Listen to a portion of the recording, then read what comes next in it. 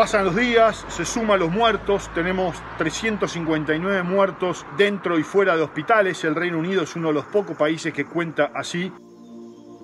Aparte hay que agregarle unos 12.000 o 15.000 más de muertos en total por gente que murió de otras patologías y se complicó su estado por el coronavirus. Otros 15.000 más aproximadamente de muertes colaterales, de efectos colaterales relacionados con la pandemia, relacionados con la cuarentena, que tuvo concesiones pero ha afectado mucho, sobre todo en el tema alcoholismo, violencia familiar, depresión, hubo muchos suicidios. Eso se cuenta. El Reino Unido tiene, se llama excess death, excesos de muerte de casi 65.000 personas, 65.000 casos de vidas, de historias, de familia que se ven quebradas por esta pesadilla. Los casos positivos ya son casi 280.000, pero atención que hay casi 40.000 muertos, como habíamos dicho, son los dentro y fuera de hospitales. O sea, vean la diferencia entre la cifra oficial y la cifra real, que aparte lo tienen todos los países, no solo el Reino Unido acá. En menor o en mayor medida, gente murió de otra cosa y se empeoró por el coronavirus o por efectos colaterales. Lo que pasa es que no muchos gobiernos los cuentan. Hay una curva descendente de contagios, 1.871 nuevos casos y bajando. Boris Johnson, el primer ministro que cada vez sufre más estos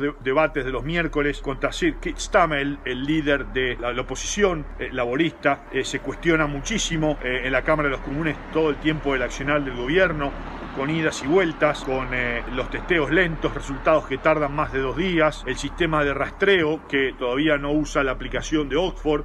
Hay mucha gente que dice que fue empleada 25.000 rastreadores y hay muchos que escriben: estoy mirando Netflix, me pagan por mirar televisión, y no están haciendo mucho. Las protestas, 15.000 personas que se juntaron en el centro de Londres, en el Parlamento, en Downing Street, en Trafalgar Square, bien en el centro, para protestar por lo que pasó en Estados Unidos con George Floyd. Sin menor incidentes. La policía suele recomendar mucho y no reprimir, pero lo hace cuando tiene, sobre todo deteniendo personas. Se habla siempre en la estación de policía, se habla poco en las calles acá. El gobierno británico también confirma a través de su ministra del Interior, Priti Patel, que el 8 de junio se instala finalmente la cuarentena obligatoria de 2 semanas para toda persona que llegue al territorio británico, seamos nosotros los que vivimos acá o visitantes. ¿Qué pasa? Uno se puede de vacaciones, sobre todo Italia ya está abierta la frontera, España lo va a abrir el 1 de julio, recordemos que agosto es la temporada alta de vacaciones aquí, pero cuando vuelve uno tiene que dar una dirección y pasar la cuarentena ahí. La policía va a controlar y en caso de que no se cumpla puede haber multas de hasta 1.000 libras, unos $1.300.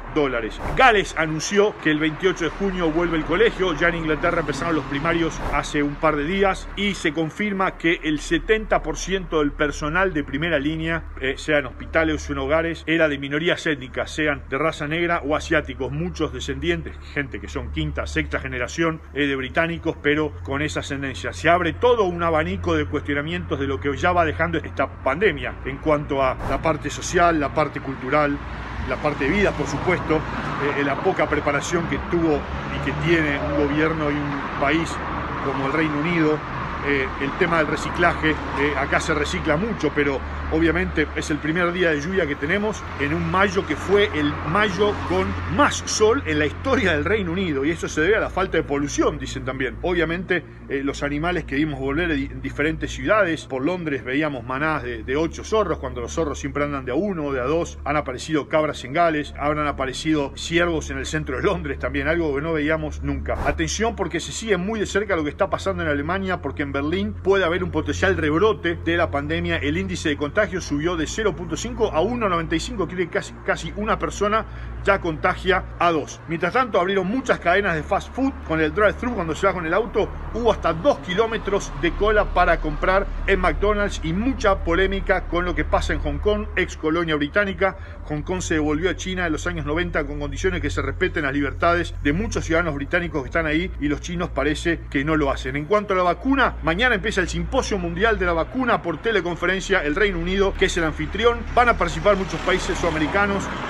con parte científica, el Reino Unido con dinero, los Estados Unidos también. Se ha reunido 8 billones de dólares para el fondo vacuna y se va a empezar a poner de acuerdo cómo van a ser las patentes para empezar a fabricar los primeros millones de dosis en septiembre. Informó en exclusiva para Hackemos News desde el Reino Unido, Cristian Martin. Chau.